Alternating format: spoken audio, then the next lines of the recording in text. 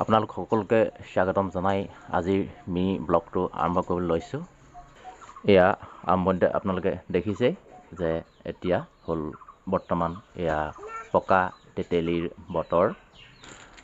আজি কেইদিনমানৰ পৰা বাৰ ঘৰলৈ যাম বুলি ভাবি আছিলোঁ আৰু এয়া বাৰ ঘৰলৈ গৈ পেলানি ডাইৰেক্ট তেতেলী গছৰ তল পালোঁগৈ আৰু দীঘলকৈ ডাউকি এডাল আনি এয়া তেতেলী পাৰিবলৈ লাগি গ'লোঁ। এয়া মোৰ মানুহজনীও এয়া তেতেলী আচাৰ বনাম বুলি এয়া বুটলিবলৈ লাগি গ'ল।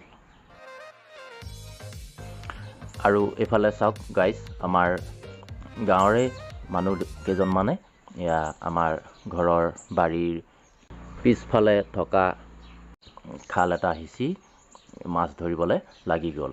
এয়া মাছ। ঠিক আছে, আজিৰ কাৰণে বাই বাই।